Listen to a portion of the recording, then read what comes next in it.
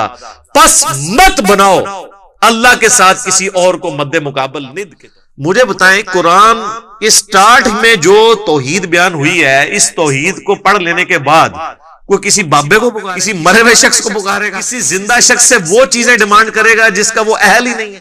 Impossible. ایک صحابی نے اللہ کے نبی علیہ السلام کے سامنے کہہ دیا یا رسول اللہ ما شاء اللہ و شئت، جو اللہ چاہے اور جو آپ چاہے. آپ فرمایا اجعلتنی للہ ندا، یہ وہی الفاظ، کیا تو نے مجھے اللہ کے مد مقابل کھڑا کر دیا؟ قل بل ما شاء اللہ وحدہ، بلکہ کہہ جو اکیلا اللہ چاہے جائے گا. وانزل من السماء ماء، اور آسمان سے اس نے پانی کو نازل کیا. فاخرج به من الثمرات، پھر اس کے ذریعے پھل اگائے تمہارے لیے، رزقا لکم، تمہارے رزق کے طور پہ. اچھا یہ ساری باتیں بنیادی ہیں، کوئی دنیا کا انسان نہیں ہے جو کہ یہ چیزیں میری آبزرویشن میں نہیں ہیں. قرآن چونکہ پوری انسانیت کے لیے، لہٰذا اس میں بالکل ڈیٹم لیول کی بنیادی باتیں ڈسکس ہوں گی جو ہر بندے کے ایکسپیرینس میں، نالج میں ہوں. یہ جتنی باتیں آ رہی ہیں کہ تمہیں اللہ نے پیدا کیا، تم سے اگلوں کو پیدا کیا، سب کے ایکسپیرینس میں. اللہ تعالیٰ نے زمین کو رہنے کے قابل بنایا ہے، آسمان کسی انسان نے بنائی ہے، انسان تو ہمیشہ سے آبزرو بھی کر رہا ہے. انسان تو صرف ڈسکوری کرتا ہے، اور انوینٹ بھی جو کرتا ہے وہ بھی کریشن ایکس نہیلو نہیں کرتا، عدم محض سے وجود نہیں دیتا، بلکہ اللہ کی تخلیقات کو یوز کر کے کرتا ہے. اگر وہ یہ ٹیبل لکڑی کا بنا رہا ہے تو لکڑی اس نے نہیں بنائی ہے، لکڑی نیچر سے ہی آئی ہوئی ہے. کریشن ایکس نہیلو نہیں ہے، لیکن اللہ تعالیٰ بدیع السماوات والارض، زمین و آسمان کو بغیر نمونے کے، کوئی چیز نہیں تھی تو پیدا کیا.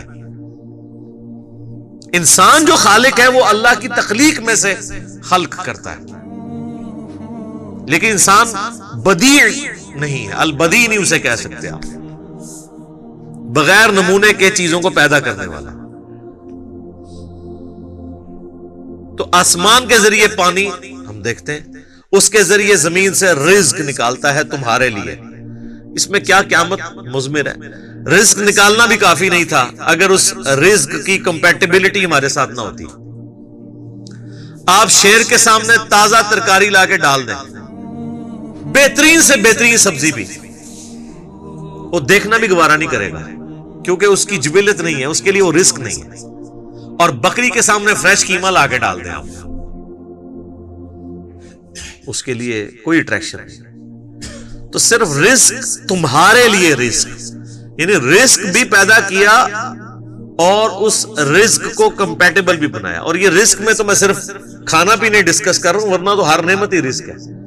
سب سے اہم ترین رزق آکسیجن ہے جو ہم انہیل کرتے ہیں، جس کے بغیر ہم 1.5-2 منٹ سے زیادہ زندہ ہی نہیں رہ سکتے. وہ سب کے لیے فری رکھتی ہے اللہ نے، کوئی اس کے اوپر ٹیکس نہیں ہے، کوئی آپ کو خریدنا نہیں پڑے گا، یہ آپ کے لیے فری ہے. تو جس اللہ نے یہ ساری نعمتیں دی ہیں، اس نے زمین کو رہنے کے قابل بنایا، آسمان کو تمہارے لیے مضبوط چھت بنایا تمہاری پروٹیکشن کے لیے، آسمان سے پانی نازل فرما کے زمین میں سے نباتات اگائے، اس کے ذریعے تمہارا یہ فوڈ سائیکل چلتا ہے سارے کا سارا. سب کچھ زمین سے ہی آ رہا ہے، چاہے وہ جانوروں کی خوراک ہو، چاہے پودوں کی خوراک ہو، چاہے ہماری خوراک ہو. زمین مر جائے تو ساری مخلوقات مر جائے. تو اللہ تعالیٰ فرماتا ہے جس نے یہ سب کچھ کیا ہے، فلا تجعلوا للہ اندادا وانتم تعلمون، پھر اللہ کے ساتھ کوئی مد مقابل نہ ٹھہراؤ، اور تم جانتے تو ہو کہ یہ کوالٹیز کسی اور کی ہے ہی نہیں ہے. یہ توحید تو تمہارے اندر موجود ہے کہ اللہ کے مد مقابل کوئی نہیں ٹھہرایا جا سکتا. مجھے بتائیں قرآن اسٹارٹ میں جو توحید بیان ہوئی ہے، اس توحید کو پڑھ لینے کے بعد کوئی کسی بابے کو پکارے گا، کسی مرے ہوئے شخص کو پکارے گا، کسی زندہ شخص سے وہ چیزیں ڈیمانڈ کرے گا جس کا وہ اہل ہی نہیں ہے؟ امپاسبل. کتنی بنیادی بات ہے. بس یہ ساری نعمتوں کے عوض میں تم سے ایک بات مانگ رہا ہوں، فلا تجعلوا للہ اندادا، پس مت بناؤ اللہ کے ساتھ کسی اور کو مد مقابل ند کے طور پہ. وَأَنْتُمْ تَعْلَمُونَ، اور تم جانتے تو ہو کہ کوئی ہے ہی نہیں ایسا کہ جسے بنایا جائے مد مقابل. کون ہو سکتا ہے؟ یہی ند کا لفظ ہے جو حدیث کے اندر آیا ہے، جو الادب المفرد میں صحیح سند کے ساتھ ہے، اور مسند امام احمد میں بھی ہے. ایک صحابی نے اللہ کے نبی علیہ السلام کے سامنے کہہ دیا، یا رسول اللہ ما شاء اللہ وشئت، جو اللہ چاہے اور جو آپ چاہے. آپ فرمایا اجعلتنی للہ ندا، یہ وہی الفاظ، کیا تو نے مجھے اللہ کے مد مقابل کھڑا کر دیا؟ قل بل ما شاء اللہ وحدہ، بلکہ کہہ جو اکیلا اللہ چاہے.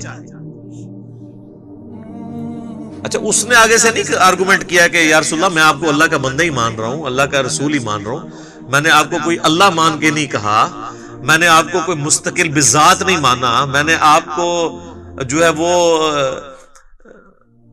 عطائی مان کے ہی بات کی ہے، ذاتی مان کے بات نہیں کی. یہ ساری کہانیاں جڑی مولویوں نے پڑھائیاں نے اس زمانے میں نہیں سنونیاں. تو یہی ند کا لفظ وہاں پہ بھی استعمال ہوا، اللہ کے ساتھ ند نہ ٹھہراؤ.